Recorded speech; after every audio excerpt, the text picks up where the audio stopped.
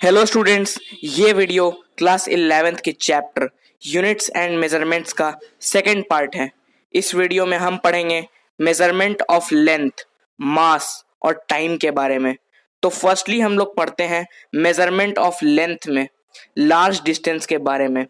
जब हम किसी ऑब्जेक्ट को सिर्फ अपने लेफ्ट आई से देखते हैं और फिर जब उसी ऑब्जेक्ट को सिर्फ राइट आई से देखते हैं तब उसका पोजीशन थोड़ा चेंज रहता है।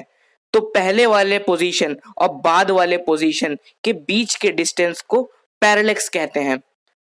अब बात करते हैं पैरेलेक्स मेथड के बारे में। देखिए, मान लीजिए कि P कोई प्लैनेट है और ए बी दो पोजीशन है अर्थ पे और डी डिस्टेंस है प्लैनेट और अर्थ के बीच का। ए और बी के बीच का डिस्टेंस बी है और थीटा प्लैनेट का एंगल है। तो यहाँ पे डी बहुत ज्यादा बड़ा है बी के कंपैरिजन में। तो इस डी डिस्टेंस को मेजर करने का फॉर्मूला होता है D equals to B by theta. अब एक दूसरा ऑब्जर्वेशन देखिए, ई एक पॉइंट है अर्थ पे, डी डिस्टेंस है दूसरे प्लैनेट तक अर्थ से, स्मॉल डी डायमीटर है दूसरे प्लैनेट का और फाई एंगल है अर्थ का। तो इस डी डायमीटर को मेजर करने का फॉर्मूला होता है diameter equals to phi into distance. तो चलिए अब इन फॉर्मूलाज के बेसिस पर एनसीईआरटी बुक का एक एग्जाम्पल सॉल्व करते हैं।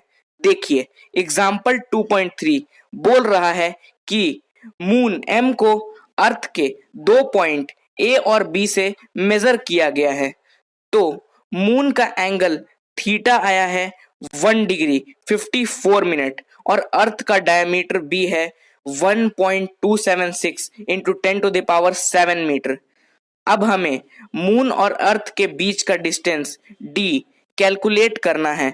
तो सबसे पहले हम थीटा का वैल्यू रेडियन में कन्वर्ट कर लेंगे, तो आएगा 19 पाई बाई 1800। अब इस डिस्टेंस का फॉर्मूला होता है D equals to B by theta.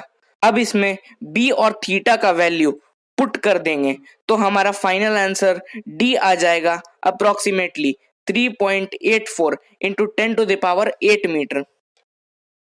तो चलिए अब पढ़ते हैं मेजरमेंट ऑफ स्मॉल डिस्टेंसेस के बारे में। बहुत बड़े डिस्टेंस को तो हम मेजर करते हैं पैरेलेक्स मेथड के थ्रू। नॉर्मल डिस्टेंसेस को हम अपने डेली लाइफ में मीटर स्केल से मेजर करते हैं। 10⁴ मीटर के छोटे डिस्टेंसेस को हम वर्नियर कैलिपर, जो कि एक इंस्ट्रूमेंट होता है, उससे मेजर करते हैं। 10⁻⁻6 मीटर के डिस्टेंस यानी माइक्रोमीटर के डिस्टेंस को हम स्क्रू गेज इंस्ट्रूमेंट से मेजर करते हैं और 10⁻⁹ मीटर यानी नैनोमीटर के बहुत छोटे डिस्टेंस को हम ऑप्टिकल माइक्रोस्कोप या इलेक्ट्रिकल माइक्रोस्कोप से मेजर करते हैं। यहाँ तक ही नहीं, हम 10⁻⁻10 या फिर उससे भी ज्यादा छोटे डिस्टेंस को ट्यूनेलिंग माइक्रोस्कोप से मेजर करते हैं। अब चलिए ओलेइक एसिड का मॉलिक्यूलर मास निकालने के लिए एक एक्सपेरिमेंट देखिए। सबसे पहले हम लोग 1 सेंटीमीटर क्यूब ओलेइक एसिड लेते हैं और उसे मिला देते हैं 20 सेंटीमीटर क्यूब अल्कोहल से। अब हम इस सॉल्यूशन में से 1 सेंटीमीटर क्यूब लेते हैं और उसे 20 सेंटीमीटर क्यूब प्योर अल्कोहल के साथ फिर से मिला देते हैं।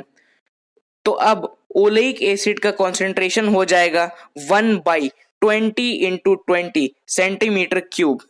अब हम लोग एन ड्रॉप लेते हैं इस सॉल्यूशन का और मान लीजिए कि V वॉल्यूम है हर ड्रॉप का। तो टोटल वॉल्यूम सॉल्यूशन का हो जाएगा number of drop into volume of each drop. और अब इस वॉल्यूम में ओलेइक एसिड का वॉल्यूम हो जाएगा N into V by 20 into 20 centimetre cube, जो कि हो जाएगा NV बाई 400 सेंटीमीटर क्यूब। तो ये आ गया हमारा वॉल्यूम ऑफ ओलेइक एसिड। अब देखिए, हम अपने सॉल्यूशन के ऊपर लाइकोपोडियम पाउडर डाल देंगे, जिसकी वजह से उसमें जितना ओलेइक एसिड होगा वो ऊपर आ जाएगा और एक बहुत थिन लेयर फॉर्म कर लेगा। तो जो थिन लेयर आएगा वो होगा हमारा ओलेइक एसिड, जिसका वॉल्यूम को हम थिकनेस इनटू एरिया कह सकते हैं। तो अब देखिए इक्वेशन 1 और 2 के हेल्प से हम ये कह सकते हैं कि area into thickness is equal to n into V by 400। इसको हम लिख सकते हैं T equal to N V by 400A। तो यहां से हमारा ये एक इंपॉर्टेंट फॉर्मूला आ गया।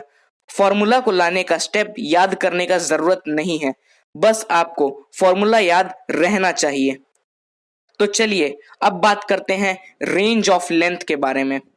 किसी बहुत छोटे डिस्टेंस को हम फर्मी यानी फेम्टोमीटर में मेजर करते हैं, जिसका वैल्यू होता है 10 टू द पावर -15 मीटर।